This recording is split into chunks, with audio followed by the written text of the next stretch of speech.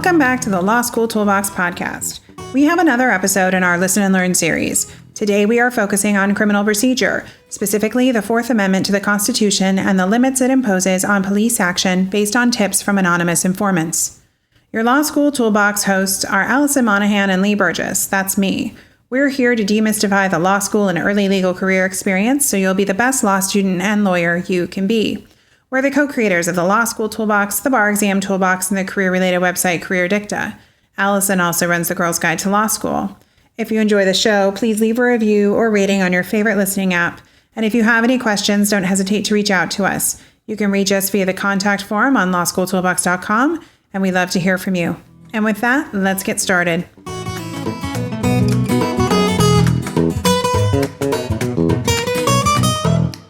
Hello, and welcome back to the Listen and Learn series from the Law School Toolbox podcast. Today we are focusing on criminal procedure, specifically the Fourth Amendment to the Constitution and the limits it imposes on police action based on tips from anonymous informants. The Fourth Amendment will show up in your criminal procedure class, as well as the MBE and essays of the bar exam, so it is important to know it well. So when you're faced with a question where the facts mention a tip from an anonymous informant, where should you begin? Well, you know that you're most likely in the world of the Fourth Amendment and individual rights to be free from unreasonable government searches and seizures, which include arrests.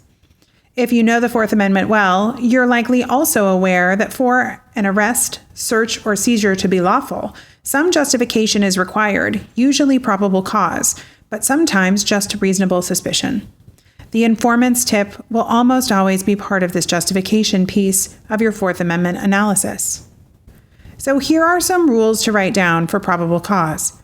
For an arrest, probable cause arises when the circumstances give a police officer 1. Reasonable suspicion to believe that 2. A crime has occurred. Probable cause requires reliable information that evidence of illegality will be found at a particular location. You might assume that reliable evidence of illegality requires personal knowledge on the part of the officer making the arrest or conducting the search. Spoiler alert, it does not.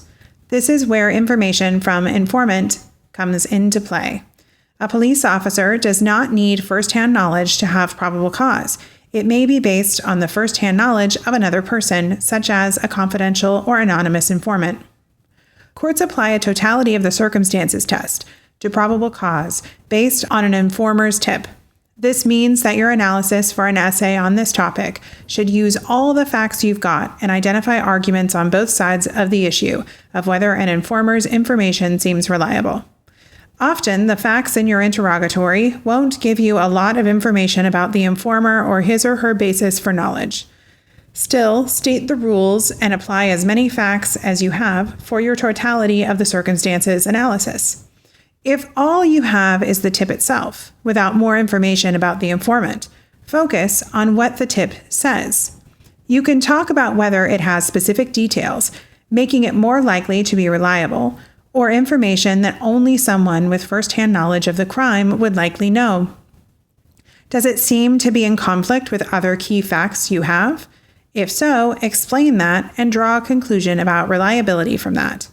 And remember, an affidavit from an informant may be sufficient to establish probable cause, even though the reliability and credibility of the informer and/or his or her basis of knowledge are not established.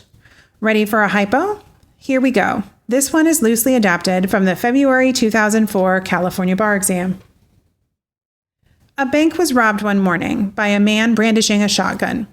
2 hours after the robbery, police received a call from an anonymous informant who described a man standing at a particular corner in the downtown business district and said the man was carrying a sawed-off shotgun in his briefcase.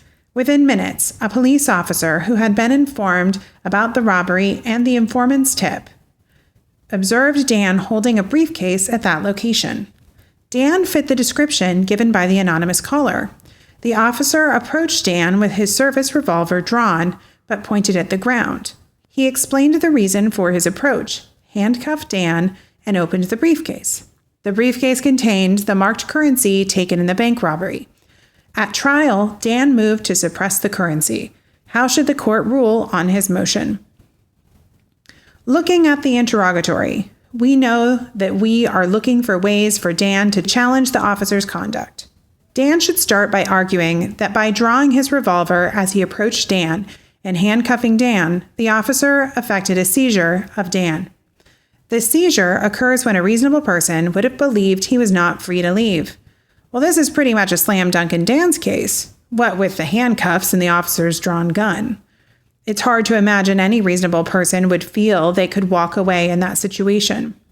The trickier question is whether the officer's actions qualify as a stop and frisk or a search incident to an arrest. If the officer arrested Dan, he was also entitled to make a warrantless search of Dan and his wingspan, but probable cause is required to justify that arrest. If this was just a stop and frisk, meaning that the officer temporarily seized Dan, what's required is a lesser justification, reasonable suspicion that criminal activity is afoot and that the suspect has a weapon. Let's turn now to the anonymous caller. In your essay answer, it's important to analyze whether the informant's tip meets the probable cause standard as well as whether it is sufficient to establish reasonable suspicion to justify a stop and frisk. As I mentioned, the rule for probable cause is circumstances that give the police officer reasonable suspicion to believe that a crime has occurred. We know that it's okay for the officer not to base probable cause or reasonable suspicion on his own first-hand knowledge. First-hand knowledge of someone else is enough.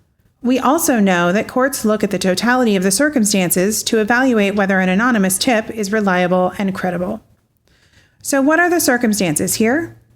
Well, the tip was made relatively soon after the robbery, just 2 hours later. It seems to have been pretty specific, with a description of the man, a specific location, and identification of a specific weapon that doesn't really have a non-criminal use, unlike, say, a knife. The weapon is also the same as the weapon used in the robbery. Accordingly, while we don't know anything about the informant, him or herself, looking at all the circumstances, the tip is likely sufficiently reliable to establish probable cause that a crime has occurred and or reasonable suspicion that criminal activity is afoot and the suspect has a weapon. All right, let's tackle another hypo. This one is taken from question 4 of the July 2021 California bar exam. Police officer Abby received a tip from an anonymous informant that Denise was involved in transporting cocaine. After Denise was lawfully in custody and had been advised of her Miranda rights, Abby asked her how she was transporting the cocaine. Denise responded, "If I had anything to do with it, I would use my car." When Denise refused to answer any more questions, Abby released her. She then issued an APB to all police officers describing Denise's car and stating that it was believed to be involved in transporting cocaine. Later that same day, Officer Bob heard Abby's message and saw the car Abby described. He stopped the car after it ran a red light and ordered the driver, who turned out to be Denise, to get out of the car. Bob then did a pat-down search of Denise and found a cell phone in her pocket. When Bob looked at the phone, he saw a message stating, "The cocaine is in the trunk. Deliver it to the warehouse." Denise is arrested and charged with transportation of cocaine. How is the court likely to rule if she moves to suppress the text message? So this question illustrates how little information you may be given about the reliability of an informer or the informer's tip. Because the bulk of the points on a question like this will come from other issues, like exceptions to the warrant requirement for Bob's pat-down search of Denise or seizure of the phone, you shouldn't spend a ton of time on the informer's tip. However, you do need to analyze it as a basis for probable cause. So let's do that. Remember that probable cause for a search requires reliable information that evidence of illegality will be found at a particular location. We know that Bob does not have first-hand knowledge that Denise has cocaine in her car, but he doesn't need that. The informant's tip may be sufficient. We need to analyze whether the informant's tip appears to be reliable based on the totality of the circumstances. We don't know anything about the informant, so we'll focus on the tip itself. The language of the tip is pretty vague. It says that Denise was involved in transporting cocaine without any specifics as to how. This makes the tip seem a little less reliable than if there were more detail. However, we know that Denise told Abby that she would use her car if she had anything to do with transporting cocaine. This doesn't correlate with the informant's tip, per se, but the fact that Denise did not deny involvement makes the tip seem more credible. Therefore, we can probably conclude that the tip was sufficiently reliable to support probable cause, given the fairly low bar. Regardless of which way you come out on the issue, the key for maximizing your points is to go through the totality of the circumstances analysis, making arguments on both sides. We won't spend a lot more time on this hypo because the rest of the issues are outside the scope of this podcast. Generally, though, you'd want to continue your essay by doing your IRACs for the other issues, which are whether any of the exceptions to the warrant requirement, such as the automobile exception, stop and frisk, and the exception for searches incident to lawful arrests, apply to make Bob's pat-down of Denise and seizure of the phone valid. Though 2 of those require probable cause, you can still analyze them effectively, even if you've concluded that the informer's tip was not sufficiently reliable. Just explain that while you don't believe the court will find the informer's tip sufficiently credible, if the court did find it to be, the exception would or would not apply. And with that, we'll wrap up our podcast for today. If you enjoyed this episode of the Law School Toolbox podcast, please take a second to leave a review and rating on your favorite listening app. We'd really appreciate it, and be sure to subscribe so you don't miss anything. If you have any questions or comments, please don't hesitate to reach out to myself or Alison at lee@lawschooltoolbox.com or allison@lawschooltoolbox.com, or you can always contact us via our website contact form at lawschooltoolbox.com. Thanks for listening, and we'll talk soon.